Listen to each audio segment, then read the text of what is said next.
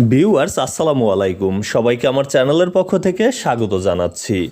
জাতীয় বিশ্ববিদ্যালয়ের অধীনে ডিগ্রি তৃতীয় বর্ষ পরীক্ষার রেজাল্ট প্রকাশিত হয়েছে 18 ডিসেম্বর। যারা কাঙ্ক্ষিত ফলাফল পাননি, অর্থাৎ বিভিন্ন কোর্সে সিডি, সি+, এফ গ্রেড কিংবা টোটালি জিপিএ যারা কম পেয়েছেন, জিপিএ যারা বৃদ্ধি করতে চান, এখন তাদের করণীয় কি সে বিষয়টি নিয়ে আজকের ভিডিওতে আলোচনা করব।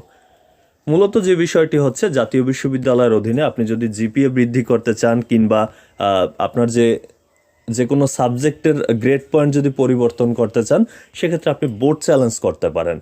কখন বোর্ড চ্যালেঞ্জ করবেন? যদি আপনার পরীক্ষা ভালো হয়ে থাকে, সেক্ষেত্রে যদি আপনার কনফিডেন্স থাকে যে আমি ভালো পরীক্ষা দিয়েছি, আমার এই গ্রেড থেকে বেশি গ্রেড আসবে, সেক্ষেত্রে আপনি অবশ্যই বোর্ড চ্যালেঞ্জ করবেন। এতে করে আপনার যে লাভটি হবে, যে আপনার কিন্তু পরবর্তী বছরের সাথে আর ইমপ্রুভমেন্ট পরীক্ষা দেওয়ার জন্য অপেক্ষা করতে হবে না, একটা বছর নষ্ট হবে না। এটি হচ্ছে মূল কারণ। তো এটা আপনি কখন করবেন? যখন আপনার যদি পরীক্ষা ভালো হয়ে থাকে সেক্ষেত্রে। আর বোর্ড চ্যালেঞ্জ কিন্তু আপনি যে কোনো কোর্সে করতে পারবেন। যে কোর্সটিতে আপনার এফ গ্রেড রয়েছে এটাতে যেমন বোর্ড চ্যালেঞ্জ করতে পারবেন, যেটাতে এ- রয়েছে এটাতেও চাইলে বোর্ড চ্যালেঞ্জ করে আপনার গ্রেড বৃদ্ধি করতে পারবেন। আর তাতে করে মোট যে বিষয়টি হবে, আপনার জিপিএ কিন্তু বৃদ্ধি পাবে।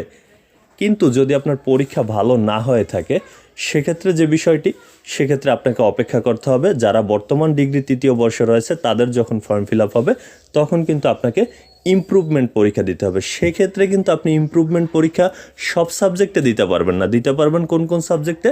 যেটাতে আপনার এফ গ্রেড রয়েছে সেটাতে দিতে পারবেন। পাশাপাশি আপনার সি গ্রেড, সি+ কিংবা ডি পাওয়া সর্বোচ্চ 2টা কোর্সে আপনি ইমপ্রুভমেন্ট পরীক্ষা দিতে পারবেন। আর পরীক্ষা যদি আপনার এবারই ভালো হয়ে থাকে, কনফিডেন্স থাকে যে আপনার রেজাল্ট পরিবর্তন হবে, সেক্ষেত্রে বোর্ড চ্যালেঞ্জ করতে পারবেন আর করবেন। আর যদি কনফিডেন্স না থাকে, তাহলে শুধু শুধু বোর্ড চ্যালেঞ্জ করে টাকা নষ্ট করার দরকার নেই। কেননা আপনার রেজাল্টও যদি এখন পরিবর্তন না হয়, আবার ফর্ম ফিল আপ করার সময় আবার অতিরিক্ত খরচ করে তো ফর্ম ফিল আপ করে আবার পরীক্ষা দিতে হবে। তাহলে সেক্ষেত্রে আপনার বোর্ড চ্যালেঞ্জ করার দরকার নেই যদি পরীক্ষা ভালো না হয়ে থাকে। তো এই হচ্ছে মূলত তথ্যগুলো। এতক্ষণ সাথে থাকার জন্য অসংখ্য ধন্যবাদ।